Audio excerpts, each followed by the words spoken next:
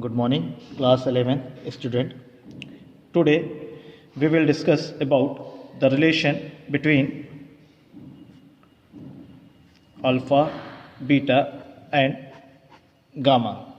Now we know that alpha is the thermal coefficient of linear expansion, beta is the thermal coefficient of areal expansion, and the gamma is the thermal coefficient of volume expansion. Okay, now first we derive the relation between alpha and gamma. Alpha and gamma. Let us assume a body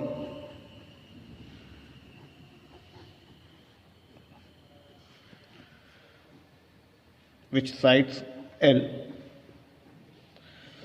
Okay, now the volume of this body is V is equal to volume is equal to L cube.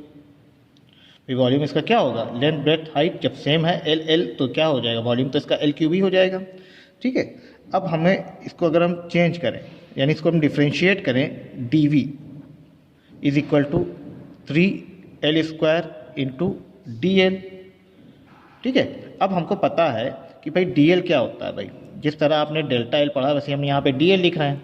D L change in length is equal to होता था, याद कीजिए क्या होता था, D L is equal to alpha into L into delta T, तो हमने यहाँ पे डी टी लिख दिया.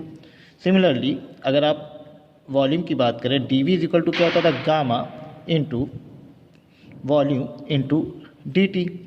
अगर हम यहाँ पे एरिया की बात करें, डी ए डेल्टा ए लिखते थे, यहाँ पे हम डी ए लिख रहे हैं. D A is equal to beta into A into D T. ठीक है, ये तीन तो हम बस क्या किया, हमने चेंज कुछ थोड़ी किया. वहाँ पे हम डेल्टा एल रिप्रेजेंट करते हैं, यहाँ हम डी एल से रिप्रेजेंट कर रहे हैं. तो फिर हम अपने इस इक्वेशन पे आते हैं, जैसे कि इस बॉडी का क्यूबिकल बॉडी का वॉल्यूम कितना हो जाएगा, L cube. Now differentiating both the side, D V is equal to 3L square D L. Now D V is equal to gamma into V into D T is equal to 3L square D L. What is D L? D L is equal to alpha into L into D T. Now gamma V D T is equal to L square into L cube, 3L cube alpha D T. Okay, now V is equal to L cube. Now the value putting V L cube D T is equal to 3L cube alpha into D T. Now D T से D T cancel out हो जाएगा, L cube से ये हो जाएगा. Gamma is equal to 3 alpha, ये हमारे पास हमें एक वैल्यू मिल गई. ठीक है, gamma is equal to 3 alpha. तो ये एक रिलेशन मिल गया अल्फ़ा और गामा के बीच का. अब हम रिलेशन निकालेंगे अल्फ़ा एंड बीटा का रिलेशन. सिमिलरली एक हमने बॉडी लिया स्क्वायर, इसकी साइड्स एल दी गई है, इसका एरिया कितना हो जाएगा भाई, एल स्क्वायर. डिफ्रेंशिएट करेंगे, D A square, D A is equal to 2L D L. ठीक है, अब हमें पता है D A is equal to क्या होता है, देखिए beta into A into D T is equal to 2 into L. D L is equal to alpha L into D T, alpha L into D T, where A is equal to L square.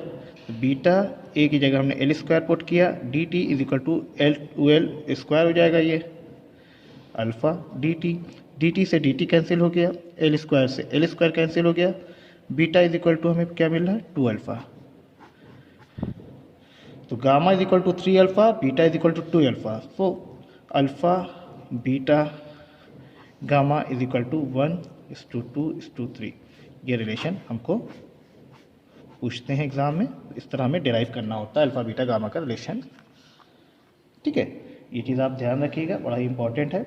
इसका हमें क्या पता चलता है कि जो gamma की value होती है वो 3 टाइम्स अल्फ़ा से ज़्यादा होती है. जैसे कि स्टील के लिए स्टील बॉडी होती है, उसका जो अल्फ़ा की वैल्यू होती है, अल्फ़ा फॉर स्टील बॉडी, उसकी होती है वैल्यू अप्रॉक्स 1.2 इंटू 10⁻⁵ पर डिग्री सेल्सियस.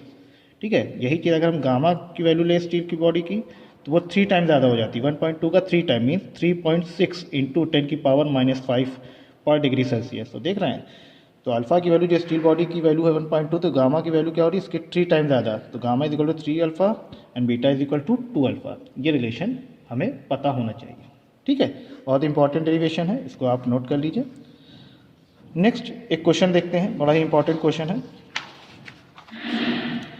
इसमें क्वेश्चन ये दिया गया है, show that the coefficient of cubical expansion of an ideal gas at constant pressure.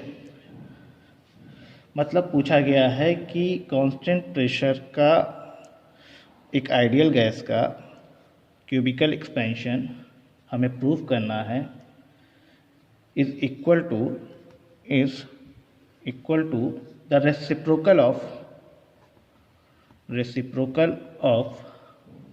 its absolute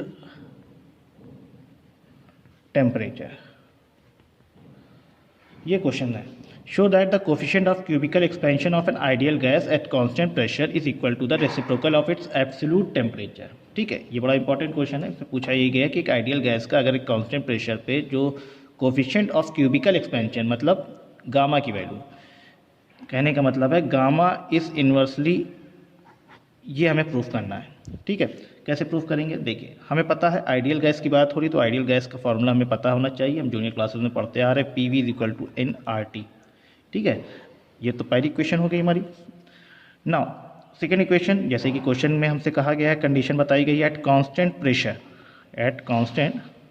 pressure, तो हम इसको अगर हम डिफरेंशिएट करते हैं तो क्या हो जाएगा, P into delta V is equal to N, और आर तो हमारा कांस्टेंट होगा, इसको हम डेल्टा टी लिख सकते हैं, change in temperature, change in volume, और पी एन आर कांस्टेंट है, ये हमें पता है। ये इक्वेशन नंबर 2 हो गई। अब इक्वेशन 2 को हम क्या करें, इक्वेशन 1 से डिवाइड कर दें, dividing equation 2 in equation by equation 1, तो we get delta V upon V is equal to delta T upon T. Now delta V upon v into delta t is equal to 1 upon t, we can write. So what is this?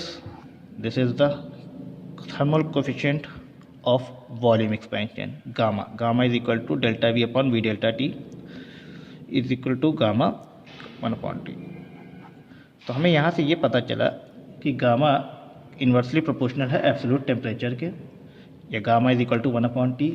Hence, for an ideal gas, the coefficient of volume expansion decrease with increase in temperature। मतलब temperature decrease करने पर coefficient of cubical expansion increase करता है, ये चीज़ हमें पता होनी चाहिए, या उसका इन्वर्सली होता है।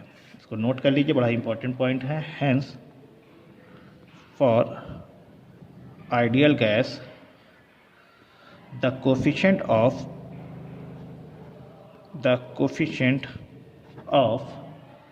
volume expansion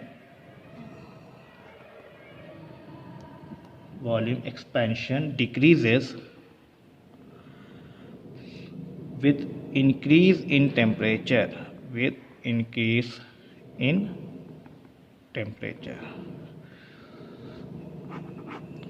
okay, so note that please. Thank you.